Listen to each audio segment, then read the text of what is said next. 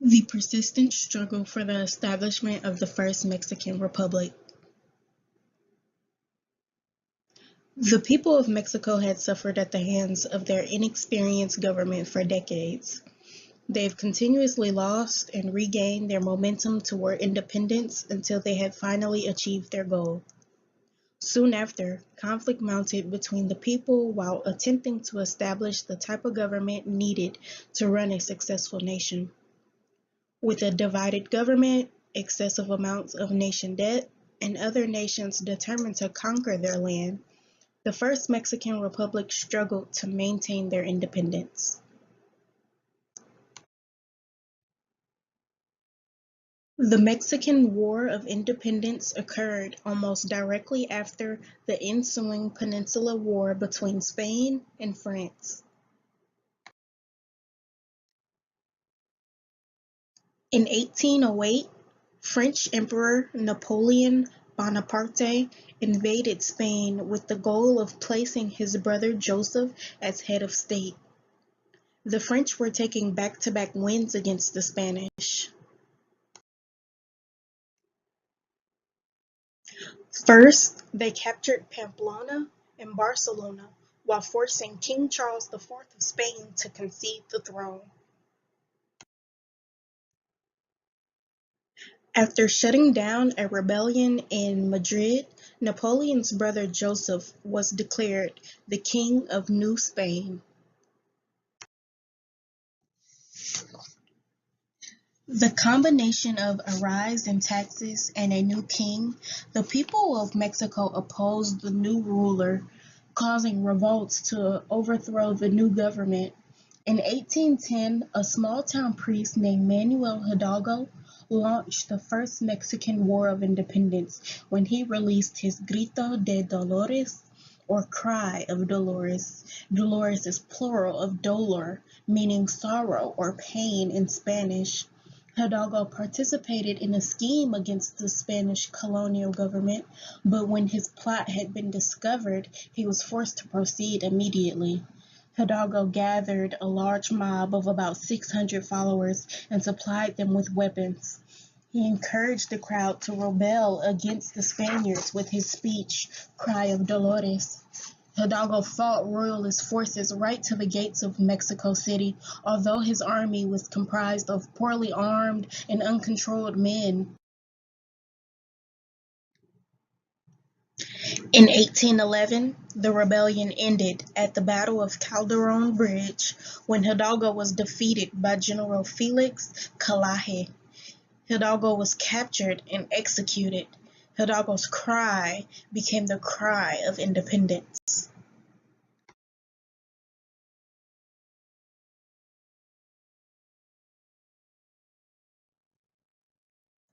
Jose Morelos, a student of Hidalgo, succeeded him as leader of the fight for Mexico's independence.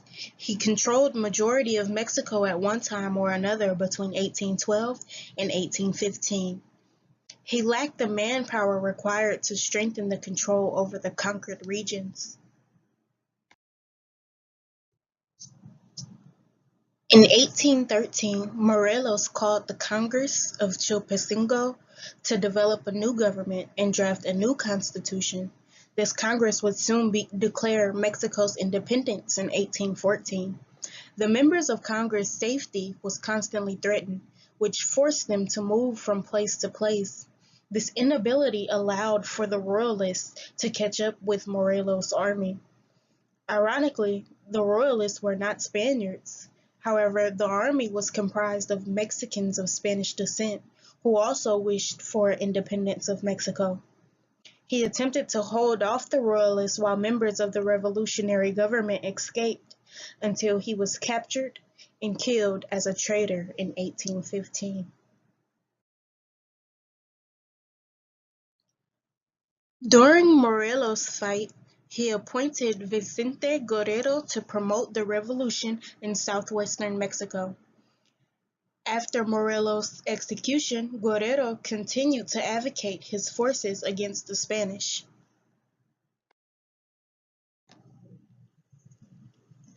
In 1821, Guerrero would join forces with Augustin de Iturbide, leader of the Royalist forces. Together, they developed the Plan of Iguala. Under this plan, Mexico would be proclaimed independent immediately.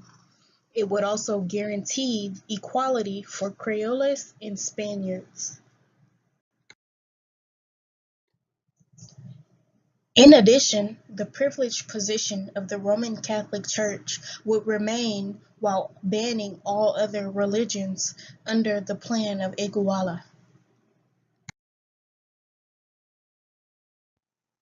Guerrero and Iturbide united as the Army of the Three Guarantees.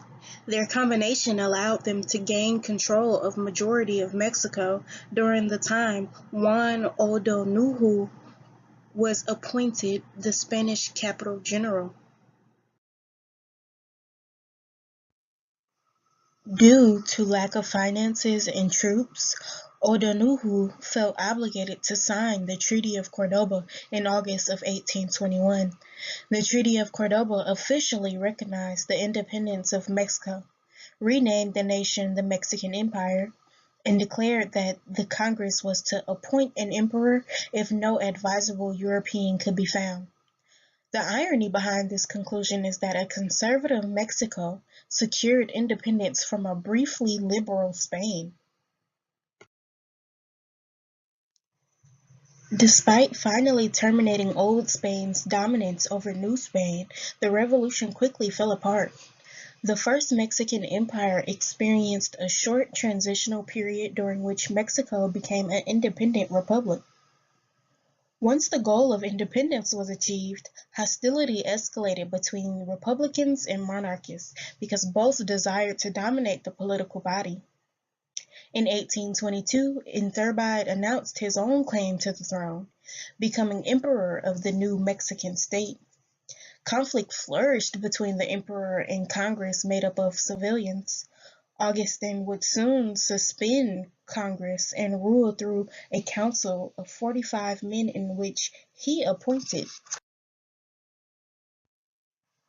This action would lead to a revolt against Augustin, led by General Antonio Lopez de Santa Anna. Near the end of the year, Santa Anna professed that Mexico should become a republic.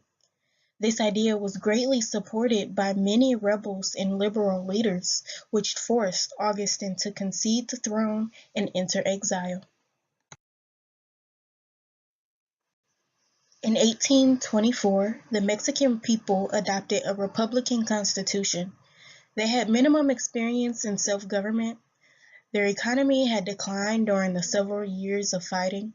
As Mexico's debt accumulated, so did its problems, and it became a seemingly unbreakable cycle. When funds were insufficient to pay the army, the troops and its officers revolted, took over the government, and attempted to negotiate loans with international nations. However, the high interest rates on the loans diminished the amount of finances left available for education and social and cultural improvements that several leaders of the new nation felt were urgent requirements. Another split had developed in the government. There were the centralists that favored a strong central government comprised of generally conservative members, a paid national army, and Roman Catholicism as the default religion. In opposition, there are the Federalists, who favored a central government with limited power, local forces with nearly self-governing states. The pendulum of power fluctuated between the two groups.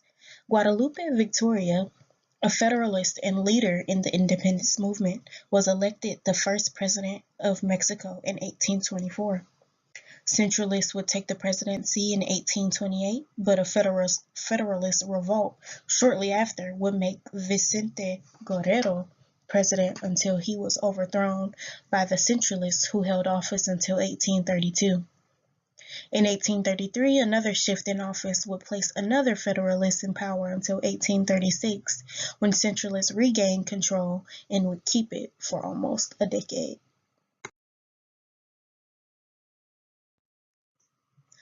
During this continuous division and alteration in the newly found Mexican government, in 1829 the Spanish makes a move on Mexico in an attempt to regain control. This was triggered from Mexico's expulsion of Spaniards or people born in Spain by enforcing 5 laws in various degrees. This expulsion even included the Mexicans that fought for Mexico's independence and Iturbide royalist forces. People in Old Spain were greatly offended and sympathized with those who were banished from the Mexican nation. General Isidro Baradas led about 4,000 men, many of which were recently expelled, in a fleet toward Mexico. An unexpected storm caught the fleet off guard and forced the troops to redirect to the nearest land for repairs. Meanwhile, a Mexican army was collecting in Tampico under the control of General Antonio Lopez de Santa Anna. Santa Anna was outnumbered, so instead of launching an immediate attack, he surrounded the Spanish fleet at Pueblo Viejo. Santa Anna grew stronger as the Spanish troops were suffering from fever and deprivation of food and water. Baradas tried to hold on until he was forced to surrender to Santa Anna. Santa Anna became known as the hero of Tampico following the defeat of Spain.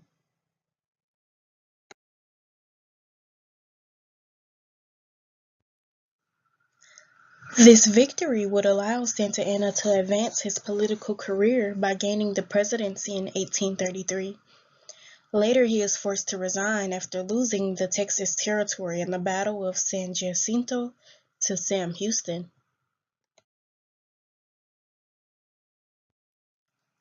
Shortly after, Mexico would go to war again, but with the United States.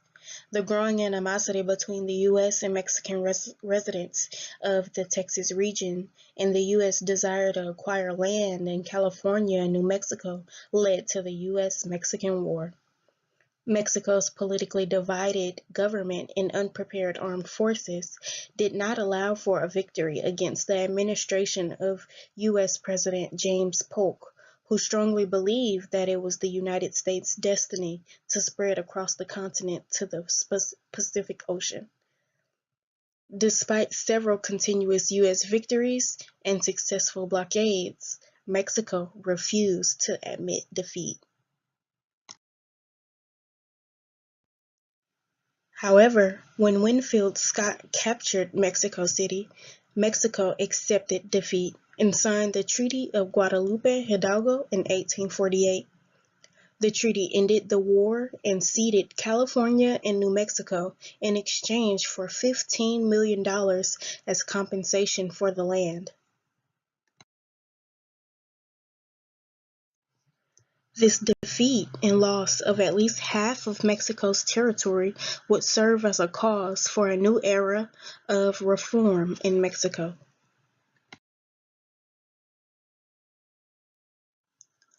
For several decades, Mexico has fought back-to-back wars without having the time to recover from the previous war, prepare their armies, or rebuild their economy. In addition, the division in their government and inability to find a government that favors the values and beliefs of the people would incredibly affect their development. Mexico greatly struggled to maintain their independence and territory while battling their international image of being a weak nation. This perception would continue their fight and lead Mexicans into a second Revolutionary War.